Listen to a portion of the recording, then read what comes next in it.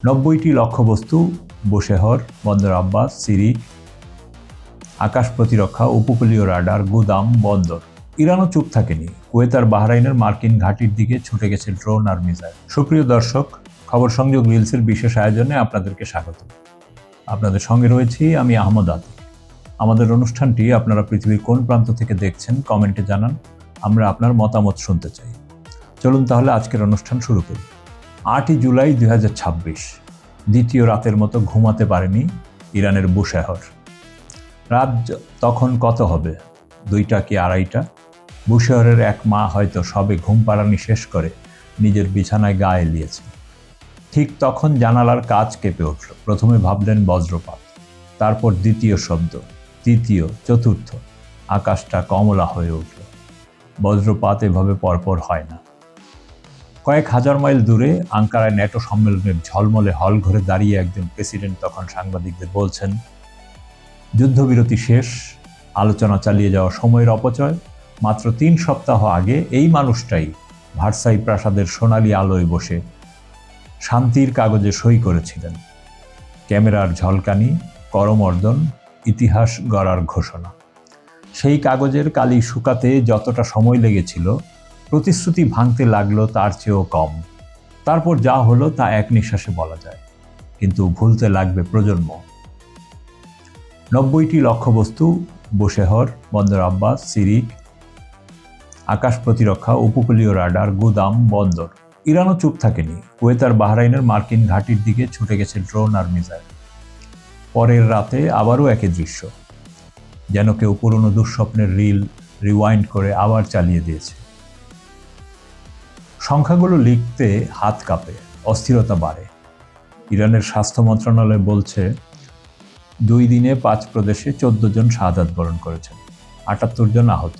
Iran শহর বিমানবন্দরে ডিউটিতে ছিলেন এক নিরাপত্তারক্ষী। সকালে তার বাড়িতে খবর গেছে তিনি আর ফিরবেন না।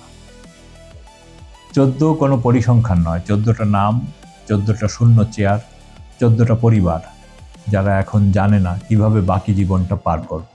আর অজুহাত, হরমুজ প্রণালীতে জাহাজে হামলা। ইরান বলছে তারা এই অভিযোগ অস্বীকার করে। অনেক পর্যবেক্ষক প্রশ্ন তুলছেন, প্রমাণ প্রতিষ্ঠিত হওয়ার আগেই 90টা লক্ষ্যবস্তুতে বোমা ফেলা কি বিচার, নাকি শক্তির মহড়া? প্রশ্নটা ঝুলে আছে বাতাসে।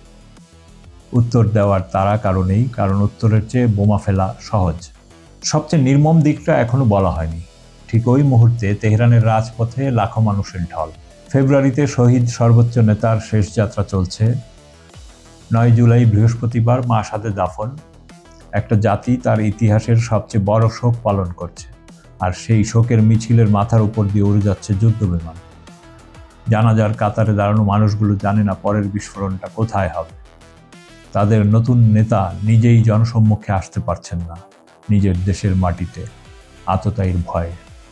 ভাবুন একবার, যে জাতি নিজের সীমান্ত রক্ষার চেষ্টা করে তার গায়ে লাগে আগ্রাসীর তকমা, আর যে শক্তি 10,000 মাইল দূরে থেকে উড়ে এসে বোমা ফেলে তার নাম হয় নিরাপত্তা রক্ষাকারী। এই হিসাব কোন পাটিগণিতে মেলে আমি জানি না। শুধু জানি তেলের দাম বাড়ছে, শেয়ার বাজারের অবস্থা করুন, কাতার থেকে জর্ডান পর্যন্ত সাইরেন বাজছে, আর এই সব কিছুর দাম চোকাচ্ছে সেই মানুষগুলো যাদের কোনো ভোট নেই এই যুদ্ধের সিদ্ধান্ত। ফিলিস্তিনের মিশর সংলগ্ন উপত্যকায় দেখেছি, সুদান দেখেছি, এখন ইরান দেখছি। প্রতিবার একই গল্প, শুধু শহরের নাম বদলায়। আর প্রতিবার আমাদের উম্মার একটা বড় অংশ চুপ করে থাকে, যেন আগুনটা প্রতিবেশীর ঘরে, নিজের ঘরে না পৌঁছানো পর্যন্ত ভাবার কিছু নেই। ইতিহাস বলে এই আগুন কারো ঠিকানা মুখস্থ করে রাখে না। আমি রাজনীতিবিদ নই, কূটনীতিক নই, সংবাদকর্মী হিসাবে শুধু একটা কথাই বলতে পারি, নিরপরাধ মানুষের রক্ত কোনো কৌশলগত লক্ষ্য হতে পারে না। আল্লাহ এই মজলুম মানুষগুলোকে হেফাজত করুন, শোকার্ত পরিবারগুলোকে সবর দিন, আর এই অঞ্চলে সত্যিকারের শান্তি ফিরিয়ে আনুন। আমিন।